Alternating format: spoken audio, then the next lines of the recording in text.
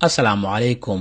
waan ku salaamay daawada meel walba aad joogtid ku soo dhawow qaybta xigta ee sheekada ku saabsan dilaaga ubaxa gaduudan oo markaani maraysa qaybihii ugu dambeeyay anigoo marcade ayaa idinla socodsiinaya barta YouTube-ka ee marcade show ayaad ka daawanaysaan fadlan like saar muuqaalkan si ay dhiirigelin inoogu noqoto lana wadaag saaxiibadaada mahadsanid qaybtana waxay ku bilaabanaysaa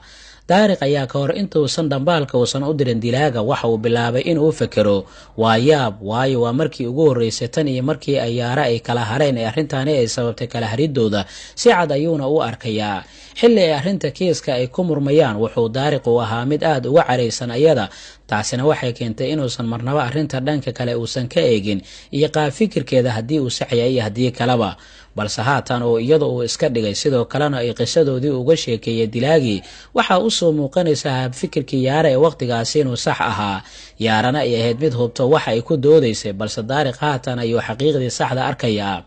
ma aysan ahayn qof doqon ama cangagna ah oo fikirkeeda ku dhaganeed iskana dhigaysa qof wanaagsan sida Daariq waqtigaasi uu haystay balse waxay ahayd qof go'aan saxan ku taagan xaqiiqdiina Daariq iyada dhibaato weyn ayuu u geystay isaga oo aanan qasdin ama u doonaynin in dhibaatadaasi ay ku dhacdo balse haatan waqtiga arrintaasi laga fikiraya lama joogo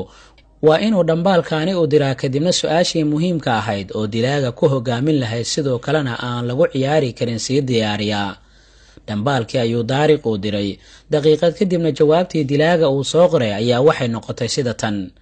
xaqiiqdii midda ku qabsatay waxay ahayd imtixaan adag aniga waqtigaasi haddii aan joogi lahaa waxaan dooran lahaa ninkii dambi baaraha wixii uu doortay balse haatan la joogo waxaan dooran doorashadaada sababtuna ma ahan aniga inaan ahay nin fiican waqtigan balse waxay tahay basharka waqtigaani joogo inaysan ba istaahilin in la badbaadiyo sidaas awgeed dilaaga isaga oo xor ah ayaan ka tagi lahaa haataana waqtigaadii ayaa la gaaray si fiican su'aashaada uga fakar hal su'aal ka badanna ha isoo weydiinin Daariqna markaasi kadib waxa uu bilaabay inuu fikiro isaga oo raadinaya su'aal aan la isdabamarin karin dilaagana toos ugu soo gacan gelin karta dhankooda markaas ayaa wuxuu yiri maxaan weydiiyaa ma wuxuu weydiiyaa magaciisa ma ciwaankiisa mise halka amiirada uu ku qarinayo maya su'aalahani waa la isdabamarin karaa jawaab habowsanna waa la isiin karaa waayo dilaaga waxa uu sheegi doonaa jawaab lagu wareeri karayo sida inuu yiraahdo amiirada qolkayga ayay ku qarsan tahay qolkaasna meesha uu ku yaalo iyo guriga uu ku yaalo cidnama garan karayso taasina isaga jawaabta uu raadinaya ma ahan mana u ogolaan doona su'aal kale inuu weydiiyo in cabaara markuu fikirayo ugu dambeyntii wuxuu u qoray sida tan goorma ayaad isoo booqan doontaa jawaabtii dilaaga ayaa markaasi waxay noqotay maalinta Sabtida 27 May ayaan ku soo booqan doonaa Daariq markaasi wuxuu ogaa in su'aashaas aan la isdabamarin karin sidaas awgeedna jawaabtii uu filayay ayuu helay haatan wuxuu gacanta uu ku hayaa macluumaadkii ugu horeeyay ee dilaaga uu soo gacan gelin lahayd kuna soo xiri lahayd inkastoo Daariq markaasi su'aashaasi uu weydiinayo uu doonayo jawaabta hadda uu helay balse si kale ayuu dilaaga u jawaabi karay oo wax uu dhihi karay waxaan ku soo booqan doonaa marka aad ii ogolaato laakiin si toos ah ayuu ugu sheegay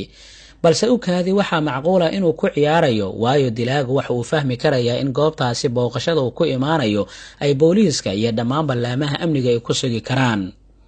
marka suurtagal ma tahay in uu qiyaano uu ka wado arrintan Daariq ayaana markaasi wuxuu u qoray ma hubta waqtiga aad sheegtay inaad ii imaanayso dilaagi ayaa ku soo jawaabay tani waa su'aal kale waadna ogtahay inaan ku dhahay hal su'aal oo kaliya i weydii balse dib malahan waan kaga jawaabaya ee dhageyso dilaaga ubaxa gaduudan weligiis ballan uu qaaday kama uusan bixin Daariq ayaa markaasi kadib waxa uu is yiri haddii ay dhab tahay oo aad imaanaysid waa maalintii maragaada uu galay ninkaanina waa nin kibir badan waxa uu ismoodaa dadka oo dhan inuu ka aqli badan yahay isaga oo gaaray heer uu ku qamaaro imaatinka guriga yaara xilli uu waliba uu og yahay in halkaasi kala bar ciidanka dawladda ay ku sugi karayaan shaki la'aan bilaa qorshe ma soo baxayo balse dhib ma lahan waa qorshihii ugu dambeeyay ee uu degi lahaa haataana Daariq wixii uu doonayo waa uu helay balse wada sheekaysigii ma dhamayn doono wuxuu isku dayi doonaa inuu sii wado si uu macluumaad kale oo dheeri ah uu kaga helo markaasi kadib ayaa waxa uu qoray sida tan maadaama aniga aan kuu sheegay mid ka mid ah sirihii ii qarsoonaa qofna aysan ogeyn haatan adiga waxaad ii sheegtaa sababta aad adiga oo jariimadani oo dhan markii hore la dagaalami jiray aad isugu bedeshay dilaaga ubaxa gaduudan wixii aad ka dagaalamaysana gacmaha aad ula gashay dilaagi ayaa markaasi kadib jawaab dheer u soo qoray Daariq oo wuxuu ugu jawaabay isbeddel ma aysan ahayn, balse safar dheer ayuu ahaa. ugu horreynna la dagaalanka jariimada ma uusan ahayn mid si fudud iyo sida aniga aan markii horeba mooday uga bixin karay, balse aad ayay u dhib badneed aniga oo weliba dhowr mar ku sigtay inaan nafteyda aan ku waayo. midda labaad oo ah tan ugu muhiimsanna waxaa nafteyda si dhab aan ugu qanciyey in dadka aysan marnaba aysan istaahilin in la badbaadiyo, waayo marar badan ayaa nafteyda halis aan u geliya sidii gacanta lagu dhigi lahaa dambiile. markii lasoo qabtayna waxaan arkay maalmo kadib isagoo xabsiga ka soo baxay, waxaana sabab u ahaa inuu jiro sargaal musuq badan ama markhaati beenaale ama qaanuun indhala. waxa kaliya ee aan ka faa'iidayna waa in aan nafteyda aan halis aan geliyey, dadkii aan caawiyeyna ayba dambiilayaashii ay la shaqaynayaan. markaas ayaan ogaaday aniga inaan ahay doqonkii dadka caawinta aan u baahnayn caawiyey, waayo marar badan ayaan weerar iyo dagaal kala kulmay dadkii aan caawiyey, halka dambiilayaashii aan usoo gacangeliyeyna ay cagaha ay u dhaqaan. markaas ayaan go'aansaday wax walba inaan faraha aan ka qaado, hawshana aan ka fogaado. markii dilaaga sidaasi uu soo qoray waxaa jawaabtii mar kale ku soo noqday oo su'aalo kala weydiiyey Daariq, waxaana uu yidhi, waan ogahay waxa aad ka hadlayso, waayo dareen caynkan oo kale ah hore ayaan usoo tijaabiyey. inay ku hakradaan kuna niyad jibiyaan dadka, gaar ahaanna kuwii aad isku dayaysa inaad caawiso, waa dareen aad u xun, niyadjab xoogana laga qaadi karo. marka waan kula dareemaya ayuu ugu jawaabay. dilaaga ayaa kadib waxa uu yidhi, balse aniga sidaada oo kale ma aanan dhuumanin, oo waxaan go'aansaday noloshayda sidii aan ugu mashquulin lahaa inaan ugu raaxaysto, inaan wax walba oo suurtagal ah sameeyo. waxaan galay goobo dadka qaar ay ku riyoodaan gelidooda, waxaan seexan jiray hoteelada ugu casrisan, waxaan la kulmay shakhsiyaad caan ah iyo diblomaasiyiin badan. waxaan tijaabiyey dareenka in dadka saf ay ii soo galaan si ay anigu ay ii salaamaan. wax walba waan tijaabiyey, balse mar walba oo aan wax tijaabiya baahideyda waa ay sii kordhaysay, ilaa heer aan gaaro haddii aan adduunka oo dhan aan wada laqo inuusan baahida gebi ahaanba iga goynaynin. waxaan iloobay nolosheedii caadiga ahayd, waxaan noqday qof isku ekaysiiya uun dadka kale ee noloshooda ku nool. taasina waxay ii caddaysay marba haddii nolosheeda caadiga aan ku raaxaysan karin aniga inaan ahay mid la nacladay. wuu iga nasiib badan yahay maanta qof hal weji ku dhashay, hal nololna haysta. sidaasi aaweed mar kale ayaan go'aansaday inaan noloshaydii hore aan dib aan u soo ceshto, qaab dabiici ahna wejigayga aan ugu noolaado. Daariq markii sidaasi uu maqlay kadib ayaa waxa uu yidhi, u malayn maayo aniga inaan samayn karo waxaad adiga samaysay, waayo marnaba ma joojin lahayn adeegsiga hibadan sare ee aan aniga leeyahay. markii sidaasi uu yidhi kadibna waxaa jawaabtii ku soo laabtay dilaaga oo waxa uu yidhi, rumayso waxaad hibada aad leedahay waxba ma dhaanto waxyaabaha bugta ah. markaad kor aad ka aragto aad ayay kula dhalaalaysaa, balse markii gacanta aad soo gashato waxaad ogaanaysaa inaysan ahayn sidii aad mooday. waa sidii maandooriyaha oo kale, waayo maandooriyaha markaad adeegsato wuxuu ku geynayaa duni farxad badan iyo khiyaali caqligaada kuu sawiraayo, waxayna midaasi kaa dhigaysaa inaad weyso raaxada nolosha dhabta ah. sidaasi awgeed nolosha dhabta ah waa raaxada inaad naftaada aad ahaato, sidoo kalena noloshaada aad wajahdo. Daariq ayaa kadib waxa uu weydiiyey su'aalo dhowra ninkii dilaaga ahaa, maadaama weli uu soo ekaysiinayo Yaara. waxaana uu yidhi, waa kuma qofka doonaya inuu wajaha noloshiisa? waayo adiga oo kale ayaa helay wixii basharka muddo fog ay ku riyoonayeen, taasoona ah inaad nolosha mashaakilka isaga tagto, weji kale oo cidina aysan kugu aqoonin aad samaysato, kadibna nolol cusub aad bilowdo. dilaagii ayaa markaasi kadib waxa uu ku soo jawaabay, hagaag, adiga markii sheekay isku cakiranto waad ka meermeeraysaa. aamin aniga marka aan ku leeyahay haddii aad ka carartid inay kasii dari doonto, sidaas awgeed weligaa carar kama bixaysid.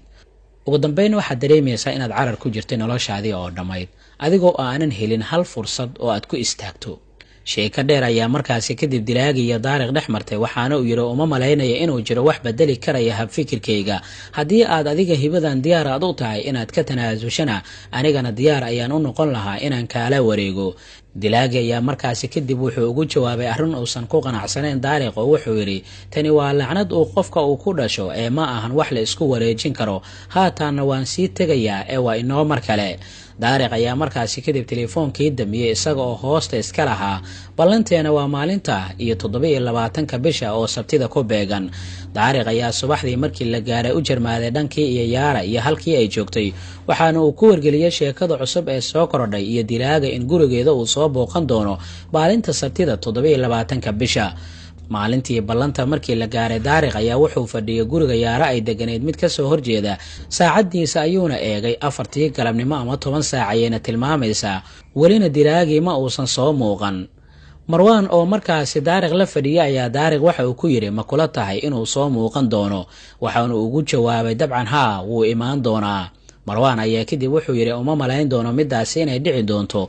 waayo dilaagaasi isagaba waa uu ogyahay in yaara arrinta ay booliiska ay gaarsiin doonto, marka uu yimaadana la qaban doono, marka u malayn maayo ilaa heerkaasi inuu doqon u yahay. daariq ayaa kadib wuxuu ugu jawaabay arrinta kuma xirna doqonnimo ee waxay salka ay ku haysaa caqliga, waayo dilaaga wuxuu doonayaa inuu soo muujiyo dhammaan dadka inuu ka caqli badan yahay, sidoo kalena uu ka fiican yahay. haddii uu yimaado isaga oo aan la fahminna uu laabto, markaasi isaga waxay u tahay guul weyn oo uu gaaray. marwaan ayaa kadib wuxuu ku soo celiyay hadalkii oo waxa uu yidhi inay guul noqon doonto ilama ahan, balse dhammaadka dilaaga ubaxa gaduudan inay tahay ayaan dareemayaa. markaas ayaa daariq wuxuu yidhi waan rajaynayaa midaasi. daariq ayaa markaasi kadib teleefoonkiisa inta soo baxsaday wuxuu wacay yaara oo guriga dilaaga ku sugaysay, waxaana uu weydiiyey haddii wax walba ay okay yihiin ama ay jiraan ama ay hagaageen. yaara ayaana u sheegtay in wax walba ay hagaagsan yihiin, kaliyana la sugayo imaatinka dilaaga ubaxa gaduudan. daariq wuxuu aad ula yaabanaa geesinimada yaara, waayo markii uu sheegay in dilaaga uu soo booqan doono in yar oo baqdina xitaa ma aysan dareemin, balse taasi beddelkeeda waaba ay ku faraxday. waa kuma qofka ku farxi doono in dilaaga gurigiisa uu soo booqdo, ayuu isweydiiyey. xitaa markii uu ka dalbaday inuu gurigeeda uu ku dhuunto si uusan dilaaga dhibaato uusan ugu geysan ka hor inta meeshaan la soo gaarin, waa ay diidda arrintaasi. markaas ayuuna daariq wuxuu go'aansaday in isaga iyo marwaan inay dilaaga ay ku sugaan guriga yaara mid ka soo horjeeda, halkaas oo si caadi ah guriga yaara ay uga arki karayaan dhaqdhaqaaqeeda.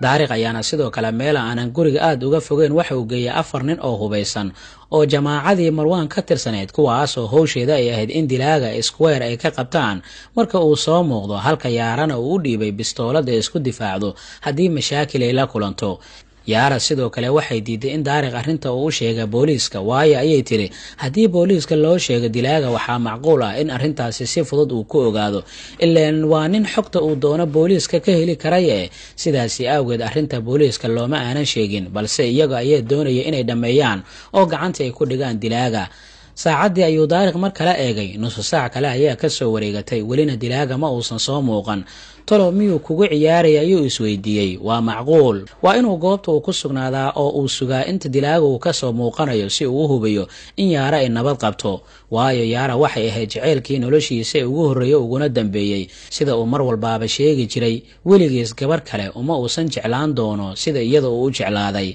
daariq ayaa weli xasuustii kulankii ugu horreysay niyadiisa ay ku jirtaa isaga yaara dhex martay, sidii ay isku barteen, isku jeclaadeen, balse intii fikirka jaceylka yaara uu ku mashquulsanaa ayaa wuxuu ku baraarugay marwaan oo leh